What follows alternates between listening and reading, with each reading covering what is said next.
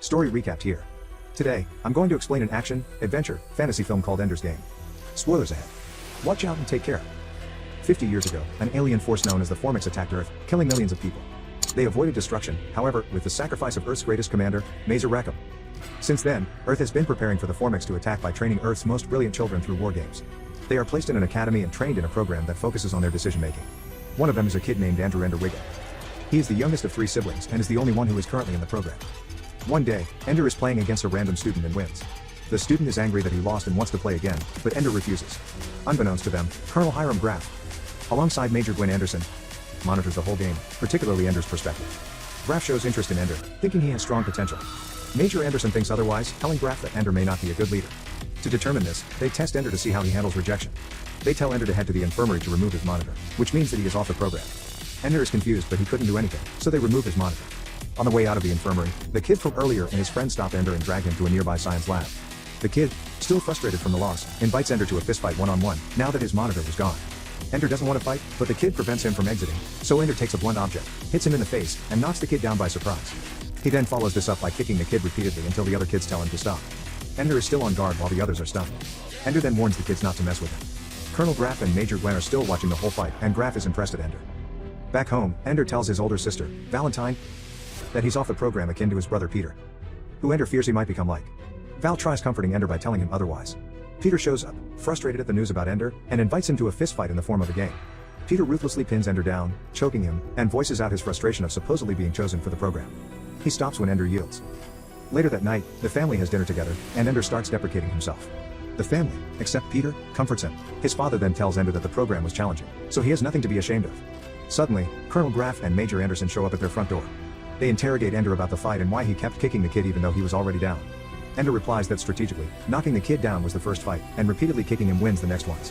Colonel then gets straight to the point and invites Ender again to the program due to how tactical he was about the fight. The parents do not like how the Colonel thinks about Ender's violence, so the Colonel demands he speak to Ender alone. Outside the house, the Colonel tells Ender that they need young people with brilliant minds like him to stop the Formix from attacking forever. He further tells Ender that he will be graduating to battle school to train. Ender acknowledges this as his destiny and leaves home. Ender, Graff, and Anderson arrive at the shuttle to take them to the battle school in outer space. There, Ender meets his classmates. He takes the seat at the back and meets Bean, and they make fun of each other's names. Shortly after, the shuttle launches for space, and some students can't handle zero gravity. A lie. One of the students starts throwing up, but not before Bean immediately hands him a bag. Colonel Graff then enters the room to check on everyone. He sees Ender smiling, so he asks him why. Ender, being smart, explains that the way the Colonel floats is funny. The Colonel once again praises him for his intelligence and tells the entire class that Ender is the smartest kid in the room, attracting their attention to him. However, this extra attention makes Ender feel uncomfortable. The shuttle arrives at battle school, which is a massive spaceship. The students head over to their respective rooms. Ender then checks his closet and sees his suit and the type of gun. But before he could pull it out, Sergeant James Daff arrives. Daff debriefs them condescendingly and tells them to work as a team. In the class, Graff gives a speech to the students about their responsibility. He then shows them the infamous video of how Mazer Rackham sacrificed his life by crashing his jet into the Formix ship, destroying it and saving humanity. The class is inspired, but Ender feels something off about the video. The next day, Daff wakes the students and tells them to wear their battle suits and holster their weapons. The students then make their way to the battle room, where Draff is waiting for them. Draff tells the students that the battle room has zero gravity. He then opens the room and lets Ender enter first. Ender enters and starts floating inside, amazed about the zero gravity. The rest of the class then enters. Bean heads over to Ender, and they converse about controlling their movement in zero gravity. They then wonder what the weapon does, so Ender fires a test shot and proves it harmless. They then try shooting each other in the leg, which freezes their leg. Ender excitingly tells Bean to try shooting him in the chest, resulting in his entire body freezing. Shortly after, Draff pulls all the students back near the gate. Draff tells them that they need to compete against other teams in the school. He then lets Daff explain the rules of the game. Daff tells them the scoring system, but the ultimate win condition, regardless of the scores, is to let a teammate enter the enemy gate unfrozen. Ender writes an email to Valentine. He tells her his experience at battle school and how relentless their training is. They have been taught hand-to-hand combat, provoking Ender's thoughts about Peter. He then expresses that no one adequately talks about how Mazer Rackham actually defeated the Formix and still doesn't know how the Formix think. He also expresses that the Colonel expects him to be a good leader, but he doesn't know how to be one. Ender then ends the letter by asking why she doesn't write back and that he misses Valentine.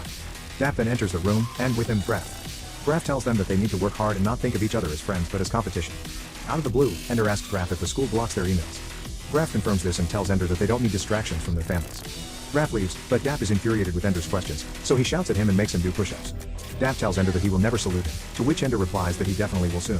Daff makes him do more push-ups and makes his point clear. Daff then tells everyone to get some rest and leaves. The rest of the class smiles at Ender. While in bed, Ender stumbles upon a game programmed by the school.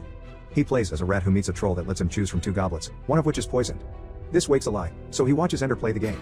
Ender tries both goblets, which are both poisoned, so he attacks and kills the troll instead. Ally gets confused why, but Ender explains that the academy wants to train them to be violent. Meanwhile, Graf and Anderson watch him again, and upon clearing the game, they instantly promote him to a different team. But before he heads over, Ally wishes him well. Ender heads over to his new team, the Green Salamanders, who are known for being undefeated. There he meets Dink, who wonders why he's there, Petra, who welcomes him, and the rest. The captain, Bonzo, is disappointed in Ender at first sight. Bonzo tries to intimidate Ender and tells him that his role in the games is to be a sitting duck. Dink and Petra try to defend Ender, but Bonzo shuts them up and dismisses Ender. Later on, Petra invites Ender to practice with her, so they suit up and head over to the battle room. There, Petra teaches Ender how to aim and shoot properly, showing him how it's done and helping him with his posture. Ender learns pretty fast, and Petra commends him. The next day, Bonzo wakes his team, and they march over to the battle room. Bonzo tells his team the plan but excludes Ender, telling him to hang back by the gate and watch. The game starts, and Ender spectates from the gate. However, the Salamanders are losing, so Ender joins and intercepts Petra. The two of them devise a plan that would take the enemies off guard. Petra pushes Ender, and he plays dead until he grabs two guns and initiates a one-man attack, and thus winning them the game. At the cafeteria, one of the players insults Bonzo for holding Ender back. Later on, while Ender is training hand-to-hand with Petra, Bonzo interrupts them. He then punches Ender, threatening that he would kill him if he does anything to make him look stupid again. Later in bed, Ender continues playing the game, but something weird happens. The game goes on to show a desolate place and a creature that morphs into Valentine. Valentine then proceeds to lead him into a creepy mansion. There, the rat turns into Ender, and he sees Valentine locked inside a giant crystal ball. A serpent attacks Ender, but he violently kills him. Then all of a sudden, Peter shows up in the crystal ball, telling Ender that he has become a killer. This scares Ender, so he stops playing the game. It turns out that Colonel Graf was monitoring the game and is infuriated with what happened. Anderson tells him that she has no idea why that happened, so Graf tells her to erase the game. Later on, Graf calls for Ender to tell him that he is doing very well. Ender tells him that he doesn't like Bonzo, so Graf offers him to be the commander of a hidden team known as the Dragon Army. Dap then shows Ender to his new quarters and tells him that his new teammates have been notified. Ender, doubting his skill, asks Dap if he thinks they'll follow him. Dap doesn't say anything but smiles and salutes to Ender. Ender heads over to meet his team, who are students from different teams gathered together, namely, Dink, Bean, Ally, and others. Ender tells them to respect each other and declares that he intends to make them the best team. Meanwhile, Graf is being pressed by the international fleet to decide who graduates from battle school, so Graf tells his men to commence a sudden game. This alerts Ender, so he immediately wakes his team up, telling them that it's game time. Due to this being sudden, one of the members twists their ankle, unable to play, so Dink takes him to the infirmary while the rest promptly head over to the battle room.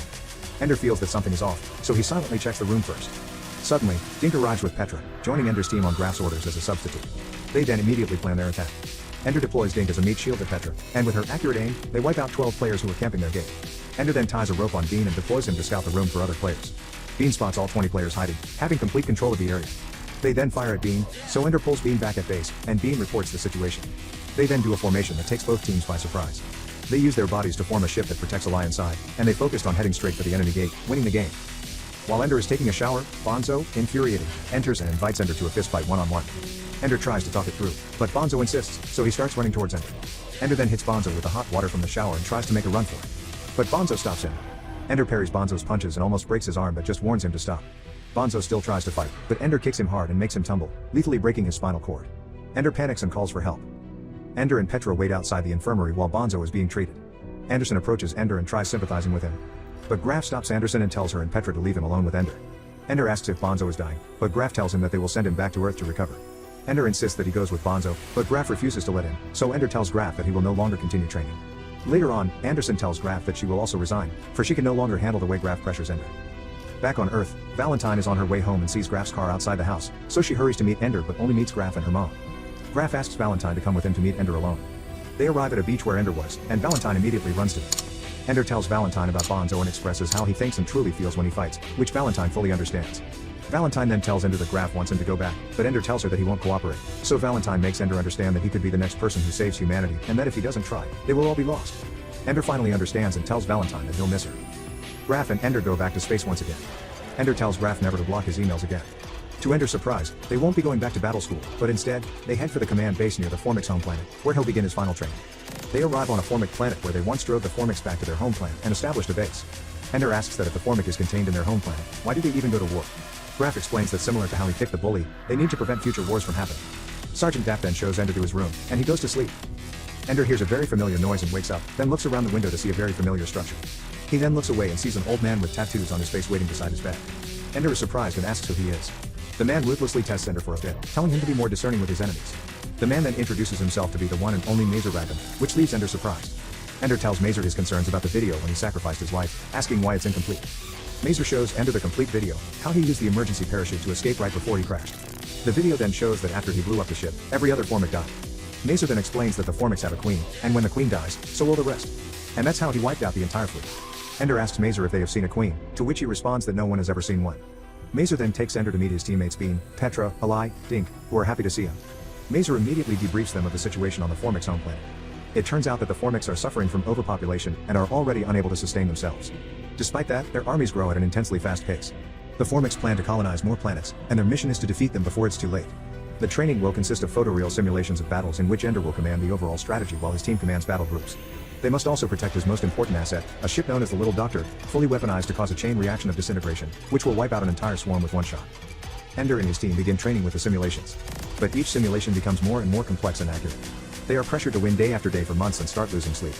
In one simulation, Ender tries micromanaging everything, and they get swarmed, failing the simulation. Mazer gets angry at Ender, telling him that they can't keep losing in an unforgiving war. Mazer then tells Ender that he has trained failures in the past, but Ender will be the last. Graf tells him that there's no more time, so Ender's final simulation will have to be tomorrow.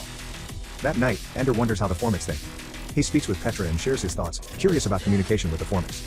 Petra tells him it's impossible and insists that they sleep for the final simulation. Ender agrees, and they bid each other goodnight. The next day comes, and Ender heads over to the battle room to meet his teammates. There, the superiors will be spectating their simulation. Graf tells him that they will promote him to battle commander if they are victorious in the final simulation.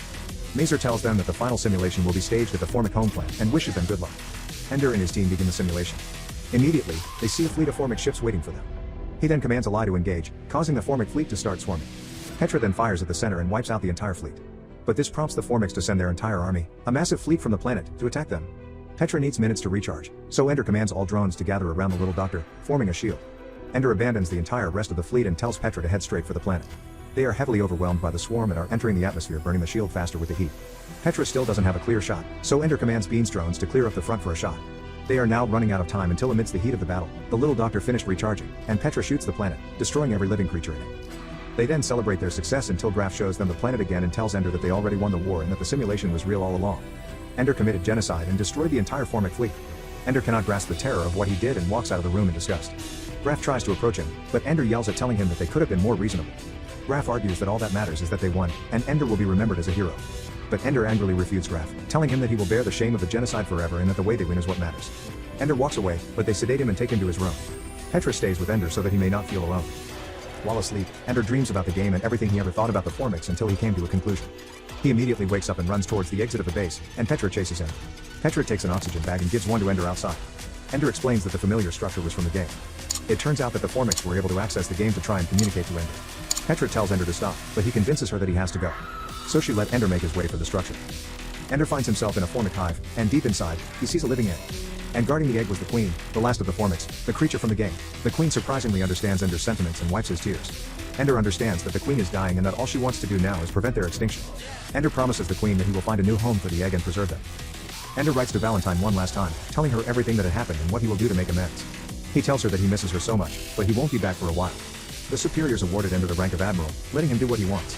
Ender uses this opportunity to take a ship and his precious cargo with him. Ender must now travel the universe in search of a new home for the Formics and carry out his promise.